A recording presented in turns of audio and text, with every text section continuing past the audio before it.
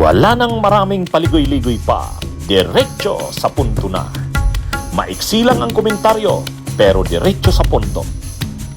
Maraming kuro-kuro, may tiwali, may totoo. Dito, sa puntong diretso tayo. Punto, diretso. Mga kabunyog, mga kababayan, pumapalag na, pumapalag na si dating Vice President, ngayon ay Mayor ng Naga City, Leni Robredo. Parang iba na ang Leni ngayon. Ha? Iba na, no? Hindi tulad nung dati, nung tumakbo siyang presidente noong 2022. Ang approach ni Leni noon, ang sinasabi niya, hayaan nyo na lang yung mga ano na yan. Hayaan nyo na lang yung mga atake na yan, paninira sa akin. Hindi naman totoo yan, wala namang maniniwala dyan. Kumbaga yung mga ano sa kanya, mga atake, mga fake news, disinformation, hinayaan niya lang noon. Yan din yung advice niya sa mga supporters niya. Huwag na kayong makipagtalo. Hayaan nyo na yan. Hindi naman yan uubra sa tao. Ano naman yan alam naman ng tao na fake news yan, disinformation yan. Marunong naman ang mga tao mag-ano, parang marunong ang tao mag-isip. Kaya wag na.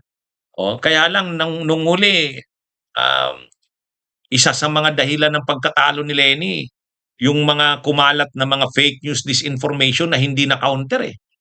Yung mga, kahit yung mga below the belt na mga atake sa kanya, talagang ano kahit si VP Leni Robredo nun, masyadong mabait. At saka siya talaga, ang ano niya, parang sa kanya, hindi naman kailangan patulan kasi pag ano mo, hindi mo kailangan sagutin. Total, fake news naman yan, alam naman ng tao yan. Ay ngayon, iba na. Iba na. Si VP Leni, nung isang araw, ilang araw itong pinag-usapan, yung sumakay siya ng bus, papunta ng Manila, galing ng Naga. Sumakay siya ng bus at habang nasa bus siya, nagbabasa pa siya ng mga documents habang hindi pa umaalis yung bus. Siyempre, sayang ng oras. Siyempre, mayor ka, ang dami mong mga pipirmahan, ang dami mong babasahin na mga dokumento, kailangan mong pag-aralan bago mo pirmahan. Kaya nagbabasa siya, nagbabasa. At saka yung mismong issue ng pagsakay niya ng bus, naging issue na naman, binas siya. Talagang inano siya ng mga DDS. Yung mga vloggers ng DDS, yung mga trolls nila, si Leni Robredo na naman ang binabash. Si Harry Roque nga, nag-live pa eh. Nag-vlog pa, sabi ni Harry Roque, ano daw? Ano naman to? Obvious naman to. Pwede naman ang mag-picture daw sa kay Leni Robredo ay ordinaryong tao. Ay, ang nag-picture daw ay staff. Parang purpose talaga, scripted, choreographed na picturean para may maipost. Ayun, ang ginawa ni Mayor Leni Robredo, sinagot si Roque. May sagot kay Roque. Ang sagot kay Roque, sabi niya, hindi niya staff ang kumuha ng picture na yun.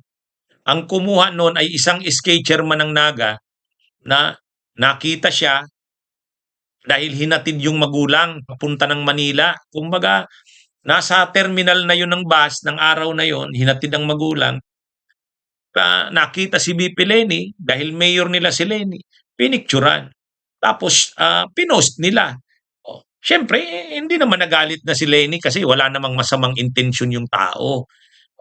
Kaya lang, dahil pinapalaki yung issue ng mga DDS, sinisiraan si Leni na parang scripted daw yun. Mayroon ngang isang DDS vlogger, yung Jack Arguta, ang sabi, hindi, ang totoo niyan, nagpa-picture lang yan.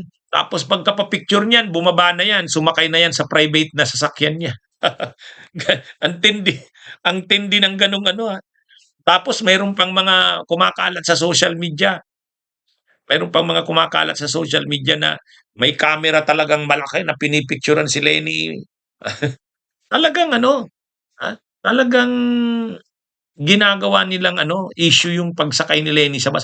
Pero sa totoo lang, yung pagsakay ni Leni na yan sa bus, normal niya ng routine yan. Normal niya ng routine yan. Kahit noon pang congresswoman siya. Nagbabas talaga siya. Bakit? Sa totoo lang, kaming mga taga Bicol, mas maganda sa aming mag-bus papunta ng Manila. Bakit? Eh, lubak-lubak ang kalsada namin. Nakita nyo yung sa TV, yung binisita ni Vince Dizon, yung Maharlika Highway. Pagpasok, pag galing ng Quezon, yung Calawag Quezon na yan, Pagkawayan, punta na ng Bicol yan, ang tawag yan, Andaya Highway. Grabe yan, sira-sira talaga ang daan dyan, lubak-lubak. Ngayon, kung magpa-private kang sasakyan, kahit SUV ang gamit mo, tag ang katawan mo. Kaya kung nasa bus ka, at least yung suspension niyan, maganda. Pagdating ng Manila, pasusundo ka na lang sa driver mo. Kung may ano ka, may sasakyan ka doon. Mm.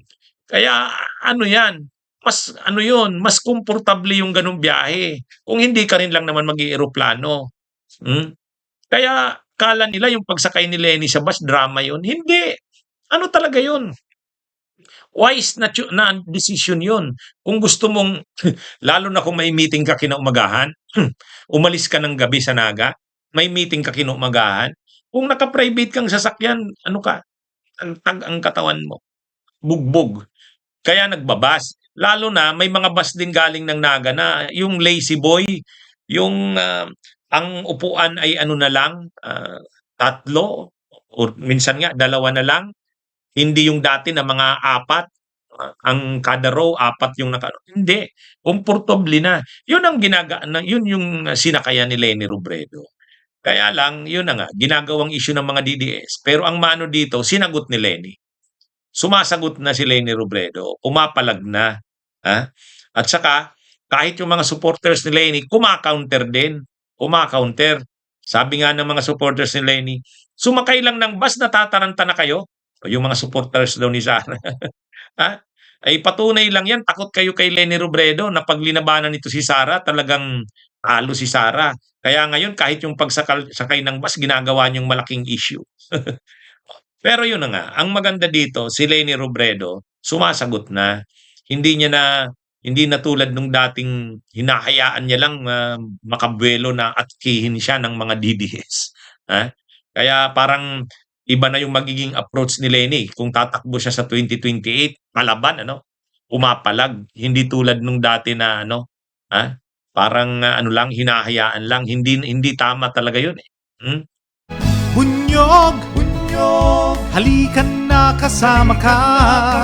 Bunyog, kapag buklod ay may pag-asa. Luzon, Visayas, Mindanao, isa ang pananaw. Sa bagong Pilipinas ang bunyog isisigaw. Bunyog.